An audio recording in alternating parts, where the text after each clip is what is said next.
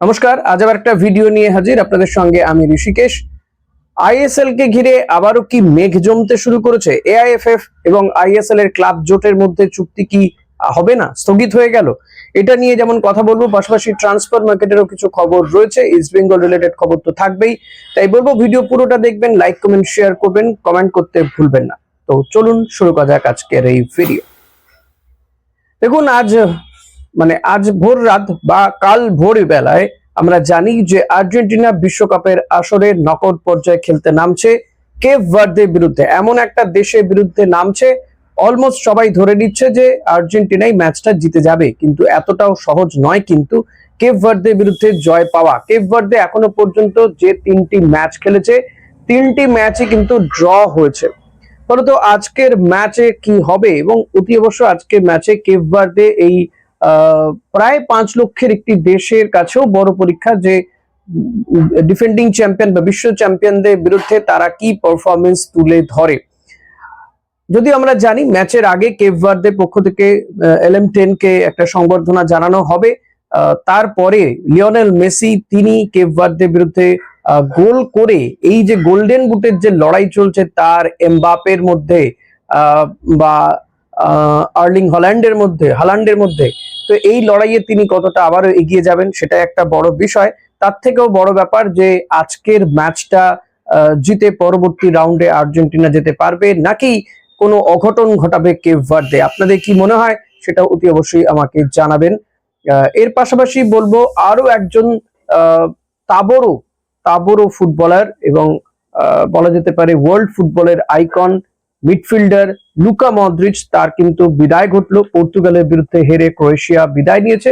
পাশাপাশি এই ফুটবলার প্রায় 40-এর কাছাকাছি বয়স বা হয়তো তারই বেশি হবে। লুকা মদ্রিচ কিন্তু দেশের হয়ে জার্সিটা বোধহয় তুলেই রাখবেন, তবে বিশ্বকাপের মঞ্চে আজ যে তাকে দেখা যাবে না এটা মোরাললেস কনফার্ম বলা যেতে পারে। তো এরকমই একে একে হয়তো তারকা ফুটবলারদের এইভাবেই বিদায় জানাবে এবারের এই স্মরণীয় বিশ্বকাপ হয়ে উঠতে চলেছে। বহু তারকাকে আমরা দেখছি যারা হয়তো এবারই শেষ খেলছেন এই বিশ্বকাপ, তাদের মধ্যে লুকা মদ্রিচ অন্যতম। এবার আসা যাক আইএসএল এবং আমাদের এখানকার অর্থাৎ ভারতীয় ফুটবল নিয়ে কথাবার্তাতে। শুরুতে যদি বলি আইএসএল এর যে চুক্তি, সেই চুক্তি নিয়ে কিন্তু একটা জটিলতা দেখা দিয়েছে। চুক্তি কারণ আমরা জানি যে এআইএফএফ এর সঙ্গে আলোচনা করে ক্লাব জোট ঠিক করেছিল যে তারাই এবার আইএসএল পরিচালনা করবে, শুধুমাত্র এআইএফএফ যে টেকনিক্যাল দিকগুলো রয়েছে তারা দেখবে, কিন্তু সেই চুক্তি এখনো হয়নি। আর এই চুক্তির পথে বাধা হয়ে রয়েছে 3টি শর্ত, এমনটাই জানা যাচ্ছে। এবং সেই শর্তগুলো যদি এআইএফএফ এর কাছে পরিষ্কার হয়ে যায়, যে 3টি বিষয় তারা জানতে চাইছেন ক্লাব জোটের কাছে, তাহলে হয়তো চুক্তি সম্ভব হতে পারে।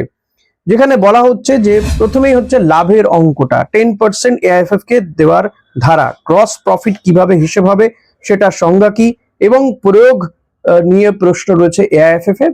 পাশাপাশি প্রত্যেক বছর যাতে অডিট হয় এবং যে লাভ হবে, যে টাকা আর্নিং হবে সেটার যাতে ঠিকঠাক হিসেব হয়, বেনিয়ম যেন না হয়, সেই বিষয়টিকে কনফার্ম করতে চাইছে এআইএফএফ।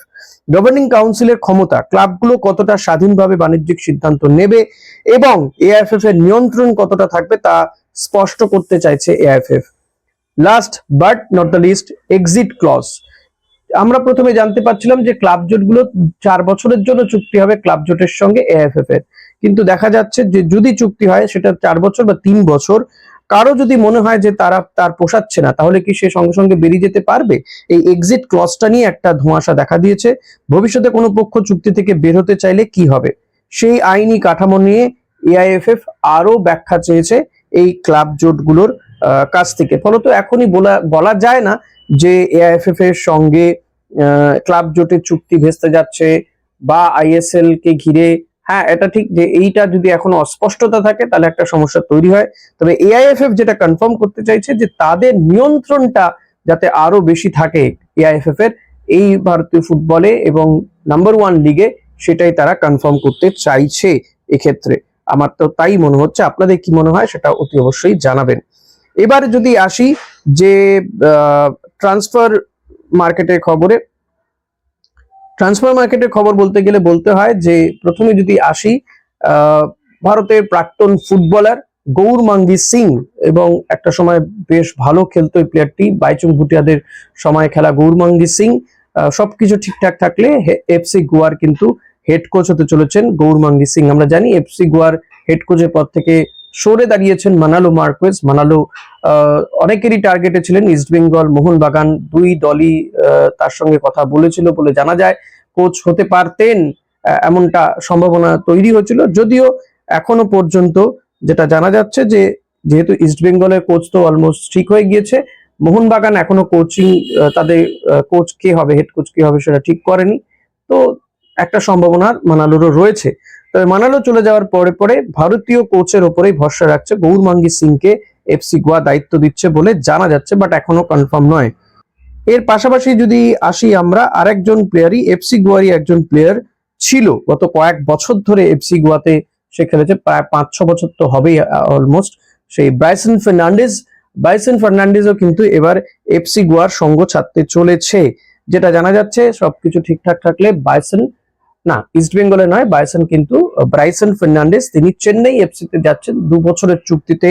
ব্রাইসন যাচ্ছেন চেন্নাই এফসি তে, এমনটা কিন্তু জানা যাচ্ছে। এবার যদি অনেকেরই প্রত্যাশা পূরণ করতেই হয় যে ইস্ট বেঙ্গলের কি খবর, দেখুন ইস্ট বেঙ্গলের খবর দিতে গেলে বলতে হয় ইস্ট বেঙ্গলও তাদের এক্সিস্টিং বা তার যে প্লেয়ার গুলো এতদিন ধরে লড়াই করেছে ইস্ট বেঙ্গলের সঙ্গে, ইস্ট বেঙ্গলের ব্যর্থতাতে পাশে ছিল, সাফল্যের সময় তো ছিলই, সেই প্লেয়ার গুলোকে ইস্ট বেঙ্গল ধরে রাখতে চাইছে। হ্যাঁ, বিদেশিদের ক্ষেত্রে একটা ব্যতিক্রমী ঘটনা ঘটছে, দেখা যাচ্ছে যে একের পর এক বিদেশি বেরিয়ে যাচ্ছে বা কোচটাও বেরিয়ে গেছে, উইনিং টিমটাই ইনফ্যাক্ট ভেঙে গিয়েছে। কেন এটা করলো ইস্ট বেঙ্গল কর্তারা, এটা নিয়ে আমার যথেষ্ট প্রশ্ন রয়েছে, আমার মনে হয় আপনাদেরও অনেক প্রশ্ন রয়েছে। কিন্তু শেষমেশ ইস্ট বেঙ্গলে যারা ভারতীয় ব্রিগেড তাদেরকে ধরে রাখার একটা মরিয়া প্রয়াস চালাচ্ছিল ইস্ট বেঙ্গল, এবং তার মধ্যে কাউকে কিন্তু সফলভাবে তারা ধরে রাখতে পারছে, যার মধ্যে অন্যতম লাল চুংডুঙ্গা।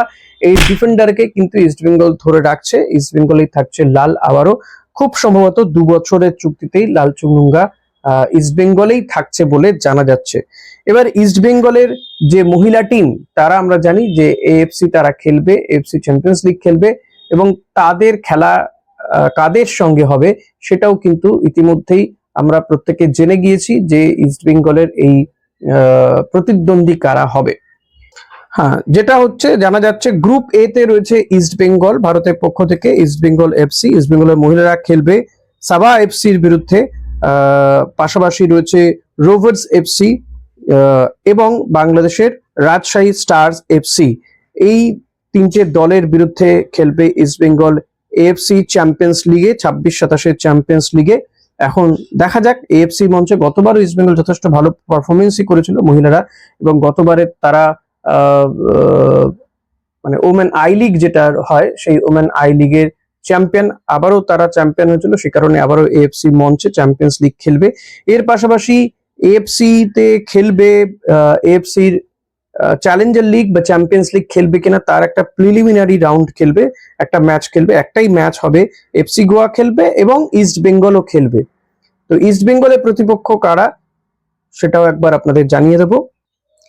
যেটা জানা যাচ্ছে যে এই যে এএফসি বা ACL2 প্রিলিমিনারি স্টেজে খেলবে, যেখানে